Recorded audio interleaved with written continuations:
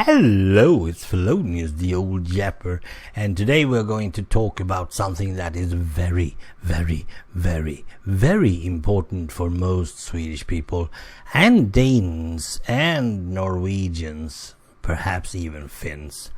Well, Nordic people then, let's say it that way. It's the Fika. Now, if you never heard about the Fika before, then you're probably not that...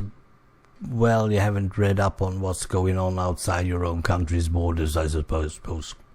A fika is sitting down, having a cup of coffee, perhaps a cookie, a bun, and just talk about absolutely nothing. Relaxing and enjoying the company. You can also have a fika for yourself. Just sit down, relax. It's like a short siesta or whatever the French do when they just take a galois and a cup of coffee and sit outside their cafes. It's a fika. But the important thing about a real fika is that you have to have something to chew on. And the reason for that is if you suddenly fall out of what am I supposed to be saying now? You can always take a bite of your cookie or your bun and you can chew that while you're thinking about the next thing you want to say. Because it's not very kind of you to talk with your mouth full, right? So that's very easy. Now, a fika is something that comes, well, you can have it most of the days, but it's usually in the afternoons around 2, perhaps 2:30. And you just sit for perhaps a quarter of an hour or something like that, 15 minutes. Yeah, and then you are done. But some people are taking a fika like 2-3 hours. But that's usually friends that haven't been meeting up for quite some time.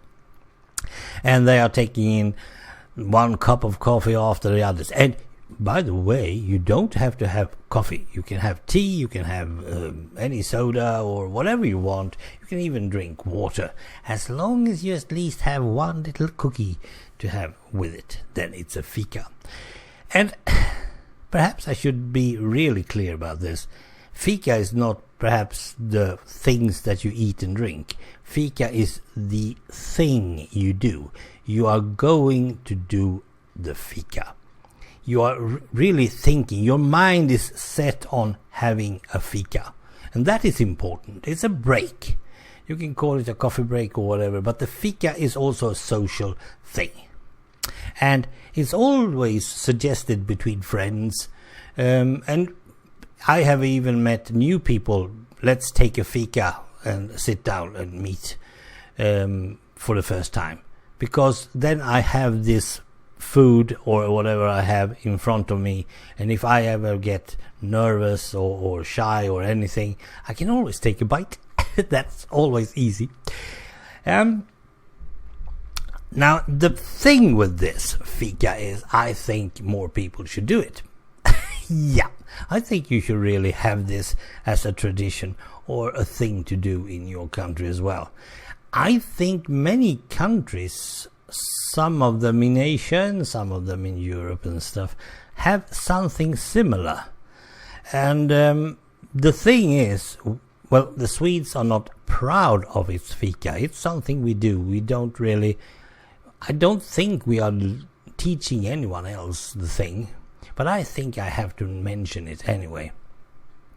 And doing it just as something to do just to relax in the middle of the day. And some people might even look forward to the fika. Let's have a fika on Wednesday. And they say that on Monday. Now they can go for 2 days and just looking forward to having a fika with a good old friend. Let's see each other. Yeah. It's very good. It's not pretentious or anything. It's just a fika. I think you should look into that. Yeah. Let's go. Well, I'll go take a fika now, and I'll say thanks for listening. Bye.